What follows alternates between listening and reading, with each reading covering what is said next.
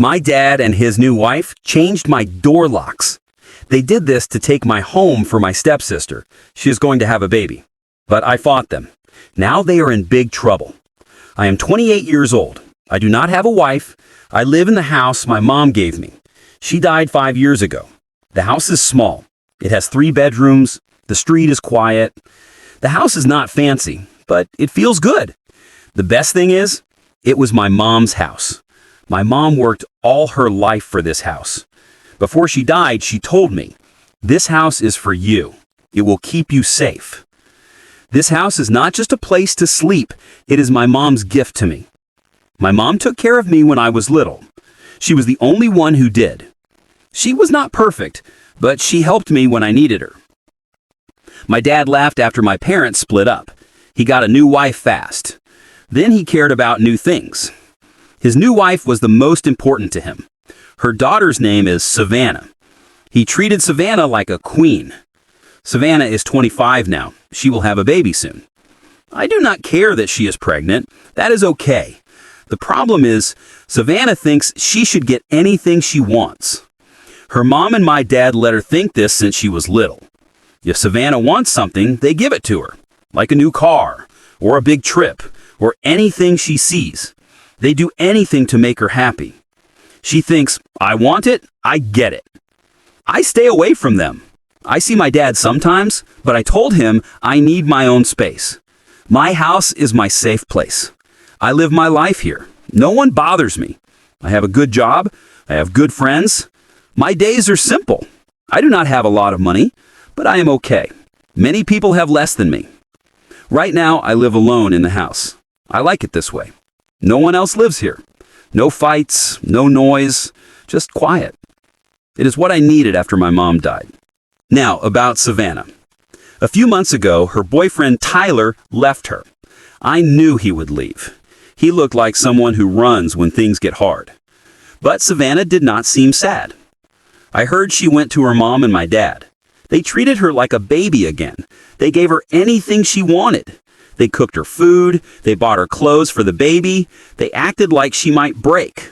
I did not care at first. It was their problem. But then my dad called me. He said, "We need to talk." He does not call me much, so I knew it was big. I went to their house. When I walked in, I knew something was wrong. My dad and his wife sat at the table. Savannah was there too. She rubbed her baby bump. She wanted us to see she was pregnant. They talked about small things first, like they waited to say the real thing. My dad asked about my job. His wife nodded like she cared. But soon they said what they wanted. My dad said, "Savannah needs a good home. Our house is too small for the baby." Before I could talk, his wife spoke fast. She tried to sound nice, but she was not nice. She said, "You live alone in your big house. You have no wife, so Savannah should live there. She needs room for the baby. You do not have a family. You can find a small house for you." She did not ask me. She told me, like they already decided. I just had to say yes. My dad said, "We even found small houses for you," like that made it okay. I couldn't believe it. They acted like my life didn't matter, like my house was just an empty room. They could put anyone there if they wanted. They acted like I was wrong because I have no wife or baby, like I did not use my house right. At first, I thought I heard wrong. Who says that? But they were serious. They planned this for a long time. They waited for the right time. I said, "No, this house is not just a thing. It is my home. It is the last thing I have from my mom. Give my house to Savannah? No way." I tried to tell them why, but they didn't listen. They said, "Family helps family. You do not need a big house. You have no family." They did not hear me, like talking to a wall. They kept pushing. Savannah did not talk much, but her face said, "I will win. They will make you give me the house." People always give her what she wants.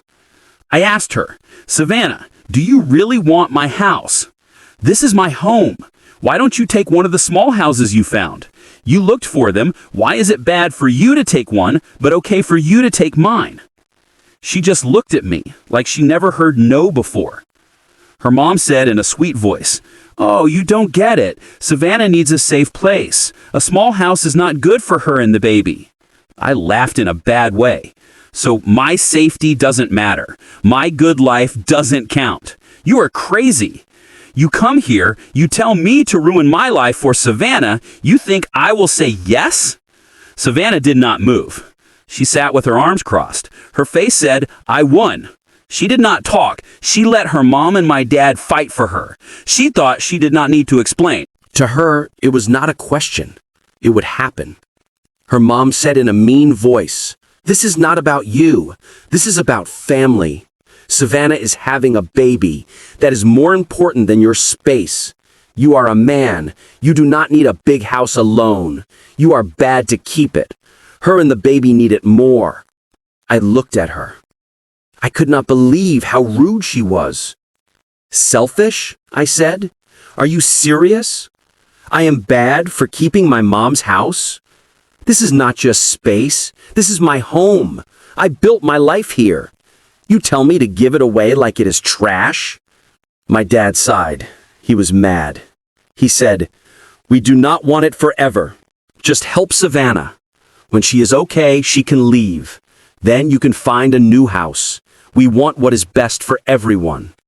"For everyone?" I said loud. "No. You want what is best for her. Do not lie. This is not about family. You always give Savannah what she wants. Now you want me to fix her problem. No, I will not play this game." Savannah's mom looked mad. She said, "Family helps family. You must give up things for family." I said in a cold voice, "Do not talk about my mom. She gave me this house. She knew I would take care of it. She knew how you act. That is why you are not in her will. Do not tell me what she wanted. You do not know." They said nothing. My dad looked bad. He walked away. Savannah sat with her arms crossed. Her face said, "You will give in." She did not talk. She did not fight for herself. She let her mom and my dad talk, like she was too good to explain. To her, it was not a question. It was when, not if, she would get the house. But this time, they picked the wrong person. This house is not for talking. My mom trusted me with it. I will not let them make me feel bad. I will keep it. But I knew it was not over. They left like I might say yes later, but I will not. I thought they would calm down. They would see how crazy it was. I said no to their faces, but it was just the start. They kept trying. My dad called. He asked if I thought about helping. His wife sent me things to read. They said I should help single moms. Savannah did not talk much, but she knew her mom and my dad would fix it. Then they came more. They showed up without telling me. They did not come to visit. They came to talk about Savannah. One time, my dad came with baby clothes. He walked in like it was normal. He asked where to put them. I said, "Take them back to your house." He looked mad. He said, "It is just for now." I said, "The guest room is for guests, not stuff." He took the box back to his car. Every time after that was the same. They had a new idea. I said no. They did not see me as the owner. They saw the house as free for them to use. My mom gave it to me, but they acted like it was theirs. They acted like I kept it for Savannah. What made me mad was how they talked. They said I was bad. They said I had too much space. They said it was mean for not sharing. I said no many times, but they made me explain why to people who did not want to hear. Then Savannah tried more. One day, she came to my house. She opened her car. She asked me to help with a baby stroller. I looked at her like she was crazy. I asked why she brought it here. She said, "Where else can I put it? I have no room." I said, "Not my problem." She got mad. She yelled at me. She said I made things hard. She said family helps family. She said, "You do not know how hard it is to have a baby." She talked like I was dumb. She was right. I do not know what it is like to have a baby, but I know what it is like to have work. I do my work. I do not ask others to fix my problems. I do not ask for other people's houses. I said, "Your problems are not mine. I will not mess up my life for you." She did not like that. Her face got mean. Like I told her the world was not hers. I did tell her that. She left mad. But first she said, "You will be sorry one day." It was funny to me. She got everything her whole life. Now someone said no. She did not see she was wrong. She thought my house was hers. I was just in the way. They did not stop. They kept pushing. One day, my dad came with a house seller. He did not tell me he was coming. I was in my living room. I heard a knock. I opened the door. He stood there with a woman with papers. He said, "We can look at small houses for you." I did not let them in. I said, "Leave." I shut the door hard. That was too much. I knew they would not stop. I had to do something big. That night, I called a security company. I put cameras around my house. It was a small step, but I wanted to be safe. I did not feel safe. I thought they might take my house. I thought they might find a way to make me leave. I knew they would not stop, so I had to stop them. I knew they would try again, and they did. I came home from work. I was tired. I wanted to be in my safe house. I put my key in the door. It did not fit. I thought, wrong key? I tried again. No. They changed the locks. My heart hurt. I got very mad. I saw a note on the door. It said, "We put new locks for safety. Call us." It was from my dad. I called my dad right away. He picked up. He sounded normal, like he did nothing wrong. I said, "What did you do? Why are my locks changed?" He said, "It is just for now. We want to help Savannah." I said, "Help her? You mean help you? You broke the law. If you think I will let this go, you are crazy." His voice changed. He said, "Please do not call the police. It will look bad for the family." I said, "Bad for the family? I do not care. Here is what you do. Fix my locks today, or I call the police. I will say you broke in. I will say you tried to steal." He was quiet. I thought he would fight, but he knew I meant it. He said, "Okay, we will fix it, but you are not nice. We just want to help Savannah and the baby." I did not listen. I said, "Fix it by tonight, or the police come. No more talk." He said, "Okay," after more talking. I hung up. My hands shook with anger. This was not just too much. This was a plan to take my house. They broke into my home. They broke my trust. A few hours later, the lock person came. They fixed the locks. My dad did not come. Savannah and her mom did not come. I stood by the door. I watched everything. I made sure it was done right. When it was done, I sat in my living room. I looked at my house. It was now a fight place. This was not just asking. This was a war. I knew they would not stop. If they did this, they would do more. But if they thought I would give up, they were wrong. That night, I worked late. I looked at papers. I made calls. I wanted to make sure they could not do this again. What made me mad was how they acted, like it was normal, like they had the right to my house. It did not matter my mom gave it to me. It did not matter I lived here for years. To them, it was just a house. They could take it if they wanted. I started to do legal things. I talked to my lawyer. I told him everything. I told him about my dad and his wife. I told him they pushed me a lot. I told him they changed my locks. He listened. He asked about the house. He asked about my mom's will. He asked if my dad did anything strange. At first, I thought he was just careful. But then he sat back. He said, "I must tell you something. Your dad asked how to fight your mom's will." I said, "What do you mean?" He said, "Months ago. He did not do it yet, but he talked to a lawyer. He asked if the house is family property, not your gift." I sat there. I was shocked. All this time, my dad planned this. He acted like he was on my side, but he planned to take my house. This was not a new idea. They planned it for months, before they even asked me to move. My lawyer said, "He has no good case. Your mom's will is strong. The house is yours." But he tried. That shows what he wants. It was not just bad, it was planned. My dad looked for ways to take my mom's gift while he acted like he cared about me. The lies, the guilt, the mind games, it all made sense now. This was not about Savannah needing a home. This was about them taking what was not theirs. Hearing this made me very mad. This was not just about me. This was about my mom. She worked her whole life for this house. Every move they made hurt her memory. I could not let that happen. No matter what they did, I would not give up. This house is mine. They will not take it. Update 1.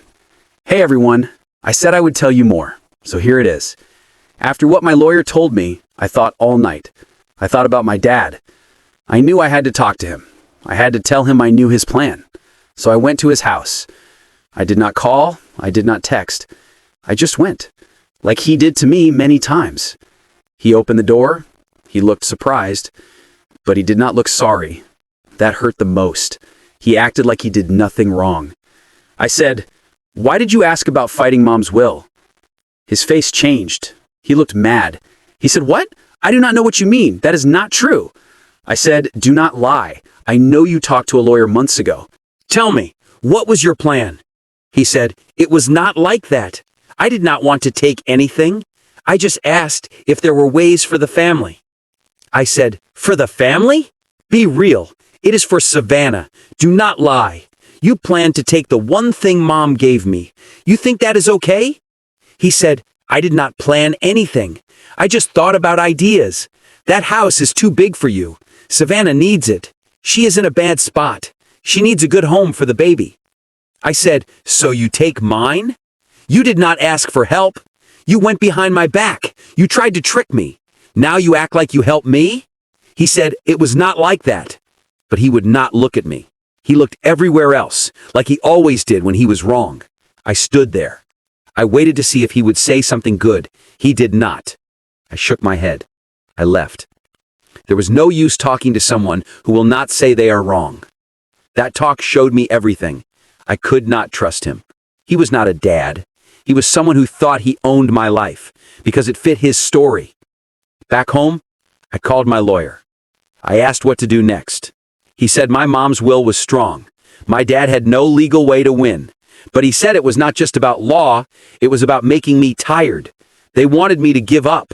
They wanted me to think it was too hard, so I should just let them have the house. The next weeks were busy. I did papers, I sent emails, I watched everything. I made sure the house was fully mine, no ways for them to use it. I made my security better. I put more cameras. I got a service to watch my house papers. It felt like I was guarding a castle. And that is what I did. Savannah did more too. She put posts online. She said family left her. She said she had to fight for what is right.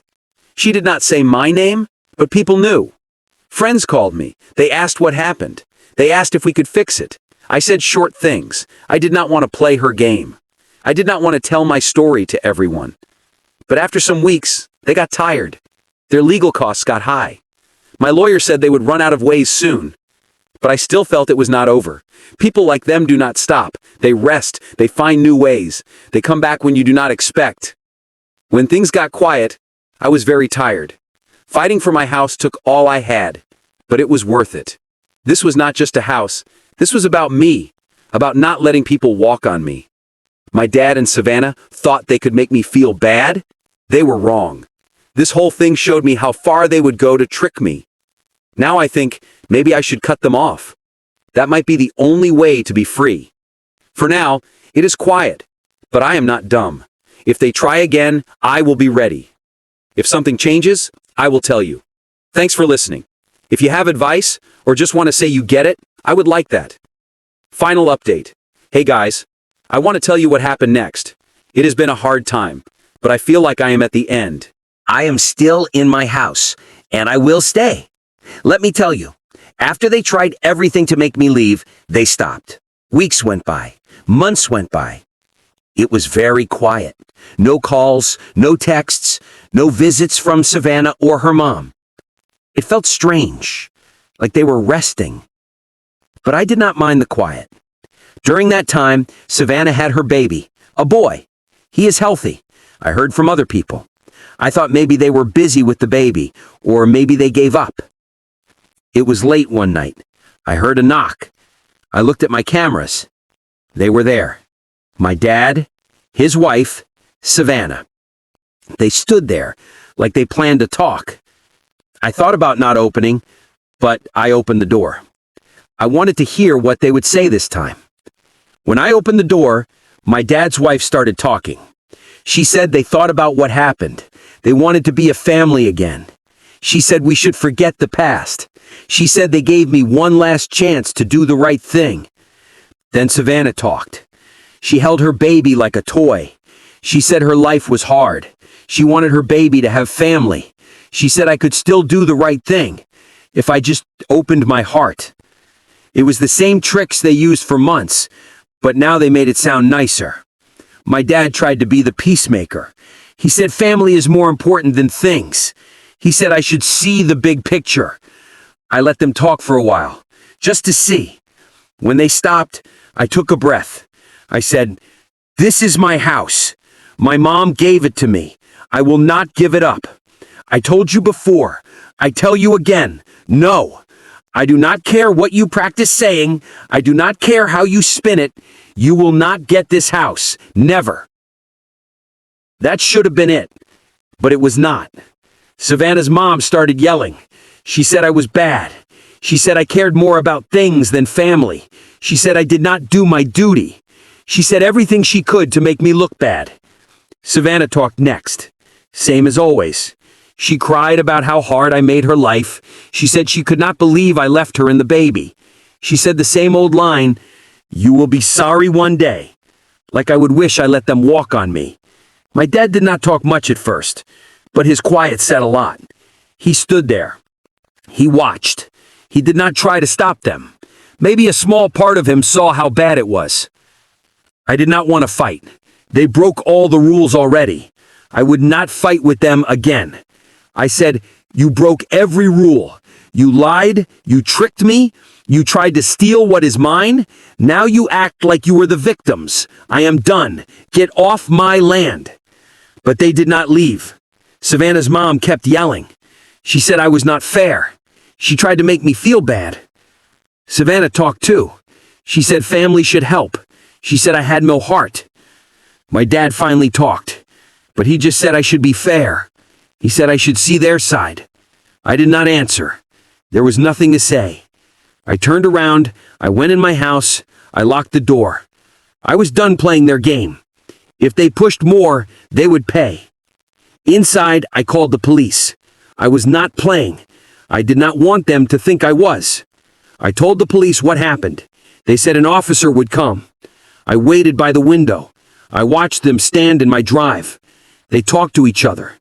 When the police came, they moved off my porch, but they did not leave.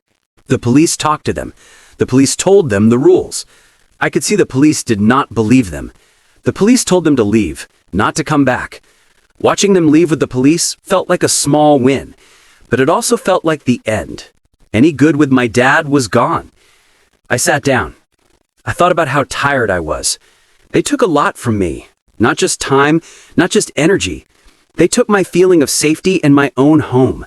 But I knew I did the right thing. Making rules with people like that was not just needed, it was how I survived. That night, I made a choice. I was done with the house fight. I was done with them. I blocked their numbers, I stopped following them online. I told friends, do not tell me about them. Cutting them off was hard at first, but when I thought about what they did, I saw there was nothing good left. They did not care about me. They did not care about my rules. They only cared about what I could give them.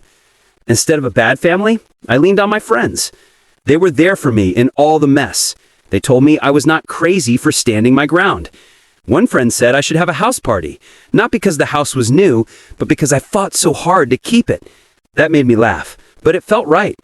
The party was small, just a few good friends, but it was perfect. For the first time in a long time, I felt happy. I was not just living, I was doing well. Looking back, I'm proud of how I handled it. It was not easy.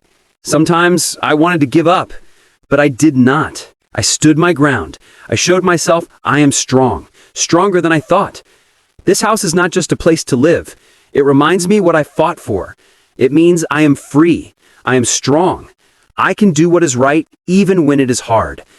If I learned one thing, it is this. Family is not about blood. It is about respect, trust, helping each other. If someone does not give you those things, they do not belong in your life, no matter who they are. So to anyone like me, stand your ground, make your rules. Do not let anyone make you break them. You do not owe anyone your peace, your safety, your happiness. I have moved on now. I still live in my house. Every time I walk in, I remember what I beat. It is not just a house. It is home. And I will not let anyone take that from me.